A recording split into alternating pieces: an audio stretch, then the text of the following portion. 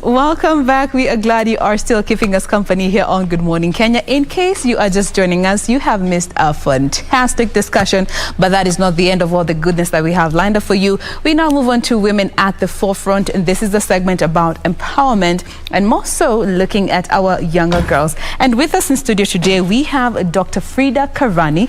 And for the purposes of this discussion, I cannot exhaust your titles. Yes. Let's just go by lecturer yes. at Wambui University. Good morning. Good morning. Thank you so much for being with us today. My pleasure. Are you on the social media platform? Yes, I am. How can our viewers interact with you, even your students, for those that are watching us today? Yeah. My Facebook page is Frida Karani. You'll find my official Facebook there. And I also have an Instagram and a Twitter going by the same name, Frida Karani. Frida Karani, yes. Absolutely. So if you want to engage with her on a personal level, you can use that handle. But our official handle is at KBC Channel 1. The hashtag is Good Morning Kenya. And of course, my handle is at Jain Wambui. So, you know, just the previous discussion was all about the education space, the TVET space. Yes. As a lecturer, I'd like to just, as we get into this conversation, what are your thoughts around the young people and their perceptions about TVET courses and TVET institutions? Yes. Thank you, Jane, and thank you, my viewer, for listening. And the young people are living in a very volatile and dynamic environment today. Yes. Because we are living in an environment where they are talking about having their needs not met, especially in terms of education and employment. Now, the TVET courses is actually a very good option for those students or those people who have not met the minimum criteria to join university. Because we want to live in a world where everybody is productive. Yes. We want to live in a world where we don't have failures, because everybody really achieves what they achieve academically and in life, depending on their capabilities. And every capability is important. There's a space for everyone. There's space for everyone. Yes, absolutely. I like that. So we just need to sort of change the mentality about TVET, because even from just that discussion, you find that most people perceive TVET courses to be for failures. Yes. And that's not their... It's not the case. It's not the case. Yeah, it's about this person. We cannot all of us be degree holders. Yes. We cannot all of us be managers and supervisors. So. We need people who can repair our pipes. Yes. We need people who can fix our electricity and people who can supervise these people. And I think also the TVET gives a very good ground for people who have not done so well in academics to start from somewhere. Because in the education sector, if you go to TVET and do a course and pass, you have an opportunity to upgrade or transit to other degree programs. So really it's just being given a different platform to start, because different people start from different levels because of their abilities. Absolutely. Yes. And as we move on, you know, the good gentleman actually said universities make managers, but TVETs make supervisors. Yes. And those are the guys that are hands-on. Absolutely. Now, let's come to you. You are a woman with so many titles. Let me just sample a few. Yes. We have lecturer, you're a life coach, you're a mentor, you're an advocate of human rights, you're a social worker, a parliamentarian. My goodness, which one came first? What came first is, first, of course, I'm a lady. Or a girl. And what really came first was the social work. Because when I completed my high school, it used to take a while to transit to university, about a year and a half. Yes. And so I myself have a mentor in life who is my dad. And my dad told me, other than waiting for the 1 year to end, why don't you go and do a certain course and do social work? So actually that social work was as a result of mentorship from my own father, who is not a social worker anyway. Yeah. But he had kind of this vision that this little girl could be a social worker. So I took a diploma in social work from the Government Training Institute, now is known as KSG. And that is where it all began. So everything else actually is built on the foundation of serving society. Of social work, of community development. So when you talk about parliamentarian, the human rights advocate that is in me, the person who is interested in leadership and governance, really is about touching the society. Absolutely. And that's where it all began. And I love the fact that you've brought in the mentorship part of it all from a very young age, because we are living in a time where we say we have mentors, but you find most of the young population, their mentors are people who they have no form of communication with. There's someone who is in a very glorified position, they are not able to calm down and interact with them. As a young woman, getting this mentorship from your father, how do you think it has impacted the woman that you are today in the position that you hold in the different capacities and spaces? First, let me say that being mentored by a father is very different from being mentored by a mother. Fathers will tend to mentor you to be these assertive girl, and you know, some of these qualities are really not associated with girls. They'll mentor you to be somebody who goes for what they want. They'll mentor you to be fearless. Yes. And that is what I've really seen that has impacted me as a result of being mentored by my father. And why I chose mentorship and not role modeling. Actually, for me, I prefer to ask the young people, who is your mentor? Because you work with a mentor. A role model is a figure you see. You admire. Yes, you admire. If a young girl in the deep of Turkana identifies Oprah Winfrey as somebody they want to identify with, Oprah becomes a role model. But you need a mentor to walk with you the journey. And I chose to be a mentor and a coach for the young people. Because as we were growing up, which is not a long time ago, we really didn't have people to work with us. Yes. We made wrong choices. Even in academics, we chose wrong courses at some point. My friends made wrong choices because you just chose to do a course, for example, because you see somebody is a nurse and they drive and they are good in white clothes, you choose nursing. I want to be but a nurse. Nursing is not your thing. Yes. So for me, I chose to walk the journey with young people so that they learn from my experiences. The mistakes that I made, because I've made mistakes, I don't want them to make the same mistakes. And the good decisions I've made, I want to share with them. And it's something that is working because also the young people are in need of it. So do you think that is the problem, the fact that for most of the young people, we don't really know how to draw that line and differentiate between a role model and a mentor? We put the same person in one. We say, a good example, my role model is Oprah Winfrey, and we focus on that, forgetting we may not really understand her journey very personally. We know a bit about it, but we don't know the personal bits that only she could share with you, and consequently we sort of not get the gist of the conversation when it comes, or rather the goodness that mentorship comes with. We confuse the two. Yes, and it's very important to identify somebody to be your mentor when they are almost like you. I'm a social worker. How far can I mentor an engineer? I can, maybe in terms of life and the way they make their decisions, but at some point an engineer has to take over. So for me, it's really to accept to start these young people off, because sometimes the problem is the starting off. As a mentor, they may not even approach me, so I have to identify them and be with them and go to them. So really, for you to be an effective mentor, not just a mentor, you have to have some point at which you and the mentee come together and have similar likes. It can even be as something as simple as personality. Yes. Because if I'm melancholic, you're choleric, does not guarantee we can walk the journey. You see, that just shows you we might not always share the same thoughts and build each other. Absolutely. All right. So for me, what I do is I reach out to the young people. What I can do, I do. What I can do, I refer. Yes. Now, that brings me to just taking a step back, is going back to your father as a mentor in that family space. Looking at the families in this day and time, we're living in a time where you have so many broken families. Now, do you feel this is also one of the reasons that we find so many young girls struggling to even find their place in society, and consequently don't even understand the power that they carry by virtue of how the family setup was and how they were brought up? Unfortunately, Jane, we are living in that environment where the family values are broken down.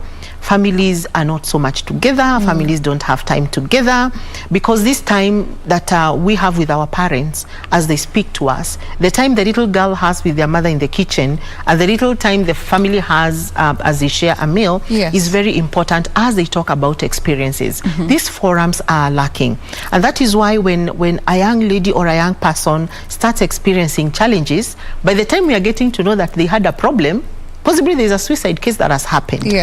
So it is very important that we purposely create this time. We have busy parents.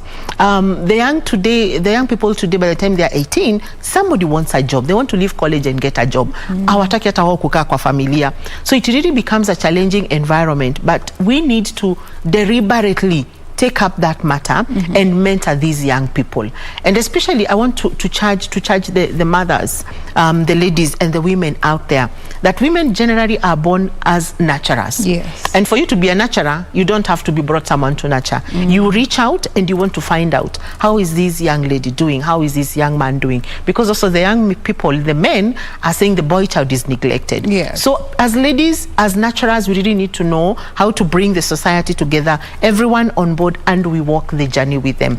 But the family issue is a very, very key issue that needs to be improved, so that now families deliberately create time. We don't have the time. Yes. Especially a working mom, a working dad, you have to leave house at 5, come back at 8, you want to sleep. By the time you're leaving, the children have gone to school. Yeah. They come, they just find they're on their own. So if we are not careful, these young people will basically grow up on their own, and which is what sometimes we call in sociology a state of anarchy, kind of a state of lawlessness, because they didn't get people to socialize them in the norms and the laws of society. But looking at the fast-paced world that we are in right now, the same kids will come and ask you, Mom, I need this. Kwanza now na CBC. My goodness, usiku unaitishwa this, and you're like, why did you say it earlier? But just trying to find that balance. How would you advise the career woman, young woman that is watching us today, when it comes to finding a balance, given you have been there, you have experienced all these other, so many platforms at almost the same time? Yes. Finding that delicate balance, how would you advise them to go about that if you want to build a family and build your career as well? For me, what I would say and what has worked for me is to look at everything as a continuum. Everything is important in life. So at whatever point in life you are at, you need to pursue it. When I was supposed to pursue my diploma, I pursued my diploma. When I went to the university to do my degree at the Catholic University, that is what I did. And of course, at that point, other things now start cropping in, because now there's a young man who sees a wife. So you have to prioritize. You have to prioritize. Yes. Is it what is, because really the word is prioritize, because everything is important. Yes. And what is urgent. So then you prioritize your education, because what I want to tell the young women and the young men out there, in the world we are living in today, you can do better if you have a degree and if you're not married. I'm not saying you don't get married, but there's a way our environment is structured that when you have a degree, or when you're educated, or when you're able to pursue your goals, you're much likely to make it in life. Yes. Because what we want to do is to reduce poverty levels. We don't want people who have nothing to do. And what happens is that when you pursue some education, you get exposure, you get networks. Then if you're a go-getter, which really worked for me as well, then you're able to look and get for what you want. Okay. When I finished my first degree, the first thing that I did was to go to the job market.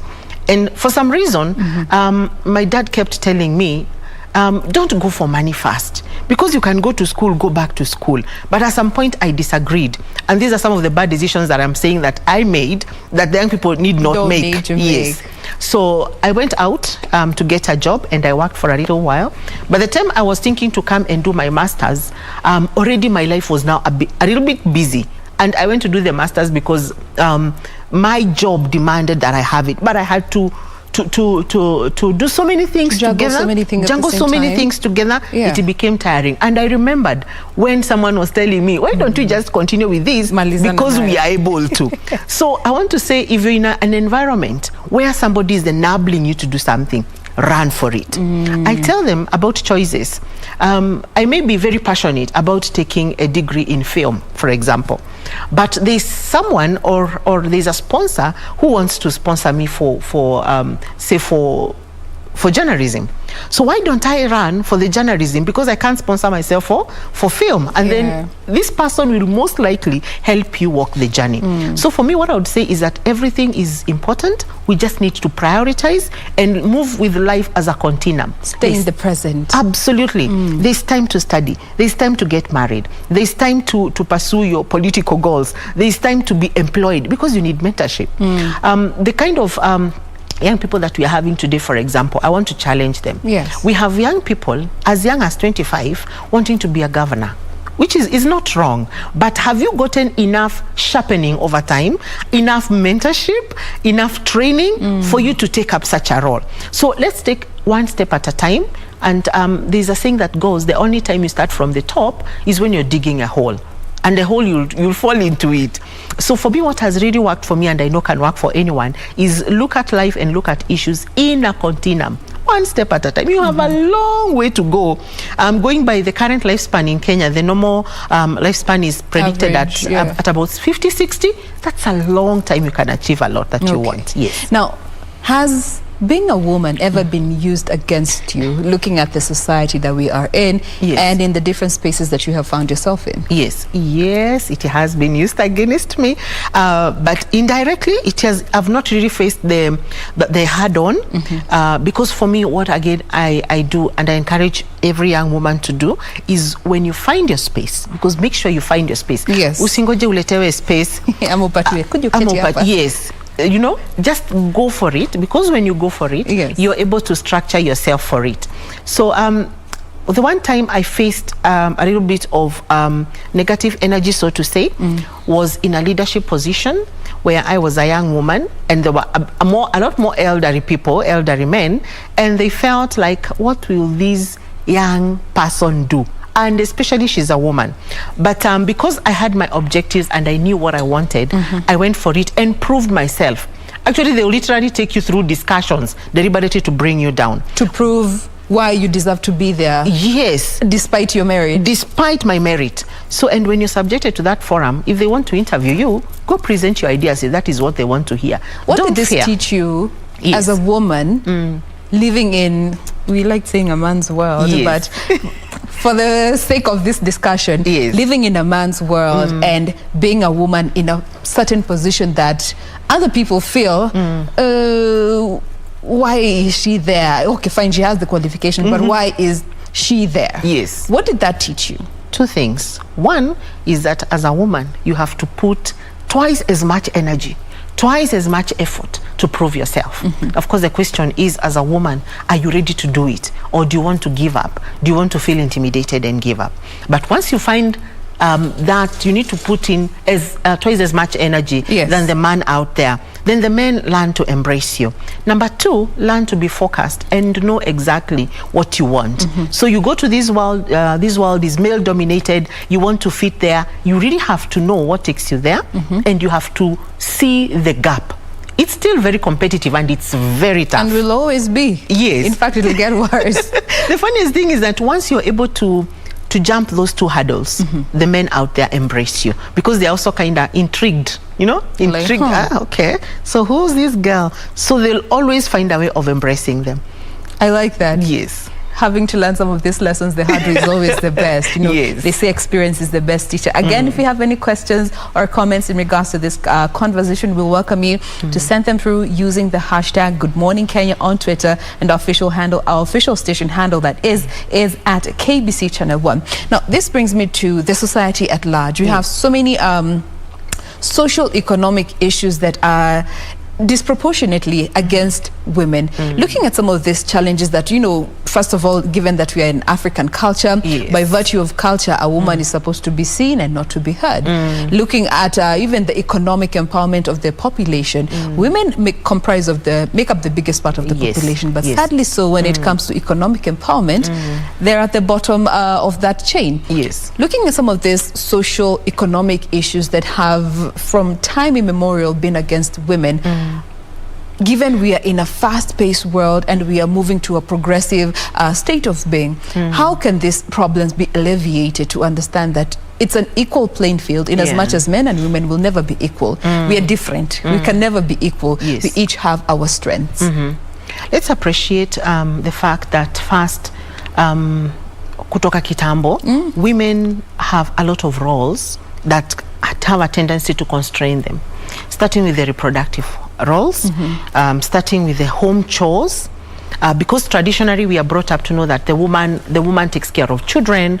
As they take care of children for so many years, because a child will be a child for quite a long time. Your child will forever be your child. Yes, and that is how the African culture is. So then for us to get out of this, we have to, number one, we have to embrace the affirmative regulations that are already in place. But then you realize, Jane, despite having the many affirmative actions, we are still grappling with women not being or not utilizing these opportunities. So then we need to ask ourselves, what is it that we need to do before we even think they can go out strong? How do they first exploit these opportunities that are being given by the regulations? Yes. But you find that women still are constrained by even who we are brought up to be. Because for me, I believe this absence of women in these fields that are male dominated is actually about attitude, and attitude comes with socialization. Straight from the family. Absolutely. Because even the girl is socialized to be conservative, the man is socialized to be outgoing. The lady is socialized to take care of the home, the man is socialized to go out and hustle. So we need to move out of that cocoon, out of the box, and the women themselves have to encourage themselves to get out of it. Yes. Because if the affirmative action is there na hawako, it means there's still something about us internally that is not quite vibrant. But I want to tell the women out there that are listening to me, what you need is to take the first step out there. You can balance. I'm able to balance. I'm able to go to work. I'm able to do my community service. I'm able to mentor young people, and I still have time in the evening for my family. Because again, that is the setup that is bringing itself out. That you go out between 7 and 7, and then from 7 come back to the house and go about your duties, because we still have to maintain our roles as mothers, as wives, and everything has to fall in place as far as the woman is concerned. Staying present in the space that you are in. Absolutely. Don't forget even the issue of the ownership of socioeconomic resources. In the African traditional society, that's a man's thing. But now the woman is out here saying that even if I don't get anything from my husband or my father, I can go out and get it for myself. It is okay. Easier. I remember there's been so much conversation over the ruling that was made last week about housewives, you know, being a full-time job, so consequently demanding a pay. Guys are like, kwani being a housewife, what work really is there? Why don't you be one, then you will understand. You know, you can never judge somebody else's journey before you get to walk it with them. Now, let me come to some of the projects that you are involved in your home area and the different spaces that you are in. Tell us a bit about them. When you want to touch society, when you want to have impact, when you want to have change, sometimes existing structures don't help. So you go out there, you find a group of women, and they want to achieve economic empowerment for themselves in terms of having more money in their pocket, in terms of having small businesses, in terms of utilizing their skills. And if you want to help them, the best thing sometimes to do is to bring them together and create a structure that helps them. So this need has made me to found some organizations with different purposes. And the first one that we are currently working on is called SITMAP. SITMAP stands for Stitch in Time, My Africa Projects. And the spirit behind this is the Stitch in Time is very deliberate. Because that is such a poetic it's a proverb actually. So we want everything we are doing it in good time. We don't want to wait when things are so bad. That's when we are responding. So the Stitch in Time has 4 thematic areas. The first thing is gerontological, that is looking into the needs of the old people. And what we do, because everybody else or many people are busy donating foodstuffs to old people and the like, we build climate smart, health smart houses. So there's a house you can give an old lady. I want to talk about ladies because that's our concentration. There's a house you can build an old lady and it is worse for them. So like for us, we have to think, do we do a stone house? Do we do a concrete floor? Do we do mabatis on top? Because like, and we involve them in making this decision. We don't want to be the ones pushing the decision to them, because we need this to be participatory. So they choose, they say that you can build for me a brick house because it's warmer, it's climate smart, it doesn't contribute to climate change a lot. Then for the floor, you can do a nice wooden floor or a nice earth floor, especially if it's in the remote areas, because that is warm. And then you plaster it. And then for the roof, what do you do so that it works for them? You can do something that is clay-based as a roofing, so that then this lady, when they live in this house, you're able to contribute to their health and overall well-being. Because these are people suffering arthritis. You don't want them feeling cold. Then when you go to the climate smart, all those materials contribute almost to zero to the carbon in the atmosphere. The other pillar in SITMAP is the pillar of youth. We want to do youth empowerment, but specializing in governance, because governance is an area of interest personally as a person. So you find that when it comes, for example, to the electoral processes, very few youth go out to vote. They need actually to be motivated. Nowadays, we are even spending more time convincing the youth or convincing the youth why they should do something than even we are spending tukijitetea kwa wakubwa why we should, you know. So you have to make it very proactive. The third pillar is now the women empowerment itself, the economic empowerment. We take them through sensitization.